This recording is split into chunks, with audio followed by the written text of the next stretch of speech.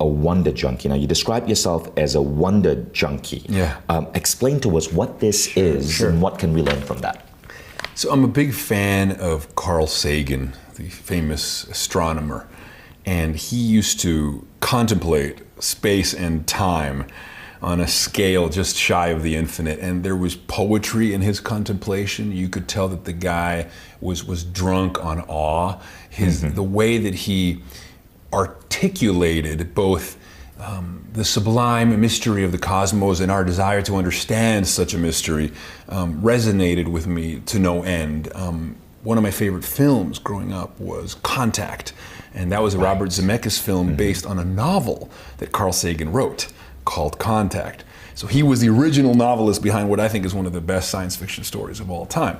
And in the novel, he was describing the Ellie Arroway character, who Jodie Foster played in the film. And he described her as a wonder junkie when trying to capture the essence of that fire in the belly, that faint disquiet, that insatiable curiosity with which she probed at the infinity of the cosmos. Like when she looked at the stars, when she contemplated space and time, it agitated her soul. You know, there was this ecstatic question asking. And he referred to as a wonder junkie, which is a strong word, right? Because you think of a junkie, you think of a heroin addict. But so essentially he was saying, well, that's kind of what it is. It's like you're addicted the way a heroin addict is addicted to heroin, but you're addicted to wonder. And I mean, that spoke to me so much that I felt like finally somebody gets me. You know, I found myself reflected in that phrase. And there's another phrase that speaks directly to that thirst as well. It's a line by F. Scott Fitzgerald that I might have referenced in my speech. F. Scott Fitzgerald this was from an essay called The Death of Awe in the Age of Awesome. and so the author was, Henry Weismeyer, was quoting F. Scott Fitzgerald from a line where he was describing Dutch sailors discovering the New World for the first time. So this notion of seeing the fresh green breast of a new world.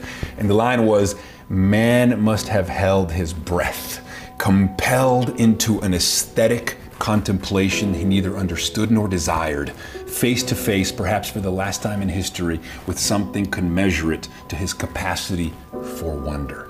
Wow. And so it's like something commensurate to his capacity for wonder, because jadedness or cynicism, what Michael Pollan calls the been there's and seen that's of the adult mind, that assumption that we've seen it all before, that nothing really impresses us, that we don't really have to engage with anything because we know what that is, so we can dispense with what's happening and leapfrog to the conclusion. Been there, done that, so to speak, which is such a contemporary thing these days.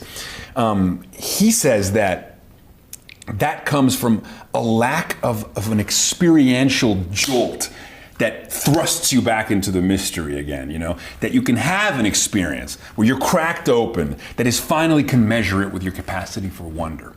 And one of my demons, I think, is that I'm terrified of becoming jaded.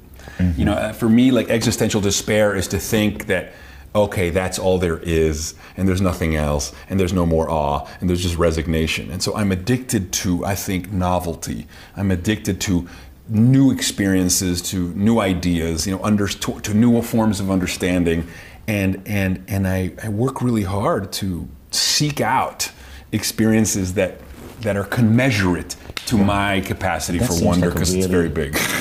That seems like a really remarkable way to live life. Now, doesn't that though get you in situations where you're freaking frustrated because there isn't enough wonder happening in your life? Doesn't it make it hard to settle in one city or stick to one job or one relationship? Yes.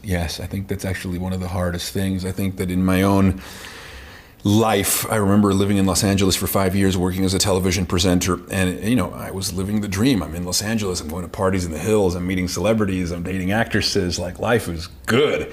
Until that was all there was, until it became so familiar, and they say familiarity deadens, you know, routine makes everything stale, or at least it tends to, and that has to do with something called hedonic adaptation. So things that give us pleasure eventually don't give us as much pleasure. It's why people who do cocaine report never being able to get the same high they got the first time. I wouldn't know, I've never done cocaine, but But this notion of hedonic adaptation speaks to me very much because I think it can happen in every context. Things that give pleasure just don't give as much pleasure once you adapt to them, once you normalize to them. And so you have to shake things up in your own life. Now, not all of us are lucky enough to travel the world, to be exposed to different people, but you can be exposed to different books. You can go down different rabbit holes on the internet. You can take a different commute to work. You can take up a different hobby. Anything that thrusts you into a new world, and sometimes it doesn't even mean that you'll find what you're looking for, but that the search is enough. I think it was Walker Percy who wrote this line from The Moviegoer that I love. He says, "The search is what anyone would undertake if they were not sunk in the everydayness of their own lives." And just to become aware of the possibility of the search, just the possibility of the search, is to be on to something. And not to be on to something is to be in despair. So, I'm sure that resonates with you too, because sometimes it's just the possibility. Right. Like, what's beyond that corner? What's over there? Who am I going to meet tomorrow? What new email is going to come in? Right. And organizing my life so that surprises consistently arrive.